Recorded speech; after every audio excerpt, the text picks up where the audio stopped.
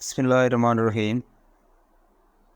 آج جو میں آپ سے واقعہ بیان کرنے والا ہوں وہ بہت ہی سبق آموز واقعہ ہے، جو کہ بنی اسرائیل کی قوم کے صبر کے امتحان کا ایک اہم واقعہ ہے، جو ہمیں ایک ایمان کی پختگی اور اللہ تعالیٰ کی عبادت کی اہمیت کا درس دیتا ہے۔ یہ واقعہ حضرت موسیٰ علیہ السلام کی غیر موجودگی میں پیش آیا جب وہ کوہ طور پر اللہ تعالیٰ سے ملاقات کے لیے گئے تھے۔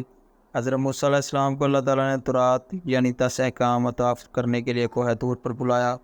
اللہ تعالیٰ نے ان سے 40 دن اور 40 راتیں وہاں قیام کرنے کو کہا۔ حضرت موسیٰ علیہ السلام نے اپنے بھائی حضرت ہارون علیہ السلام کو بنی اسرائیل کی رہنمائی کے لیے ذمہ داری سونپی، خود کو کوہ طور کی طرف روانہ کیا۔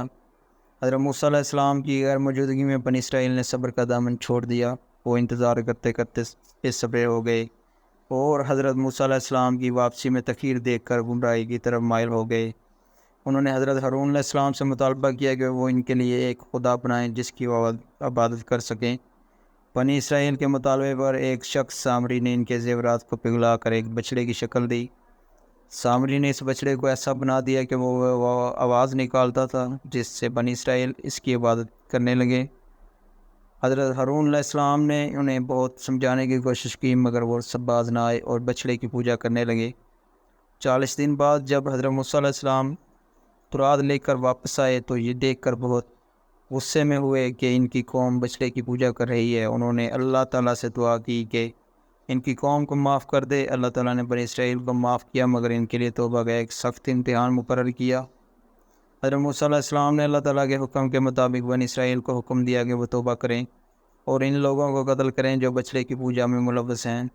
بنی اسرائیل نے اللہ تعالیٰ کے حکم پر عمل کیا اور جو لوگ گمراہی میں شامل تھے انہیں قتل کر دیا۔ اس کے بعد اللہ تعالیٰ نے ان کی توبہ قبول فرمائی اور انہیں معاف کر دیا۔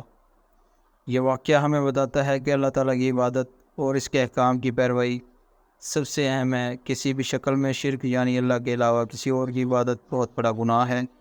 ایمان کی راہ پر چلنے کے لیے صبر اور ثابت قدمی ضروری ہے۔ بنی اسرائیل کی مثال سے ہمیں یہ سیکھنا چاہیے کہ ہمیں اللہ تعالیٰ کے وعدوں پر یقین رکھنا چاہیے اور صبر کا دامن نہیں چھوڑنا چاہیے۔ انبیاء کی رہنمائی اور ان کے احکام پر عمل کرنا ہمارے لیے بہترین راہ ہے۔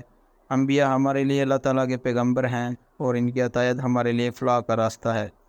اگر آپ کو آج کی یہ ویڈیو پسند آئے تو میرے چینل کو سبسکرائب، بیل آئیکن کا بٹن دبانا مت بھولیں تاکہ ہر آنے والی نئی اسلامی ویڈیو آپ کو ملتی رہے۔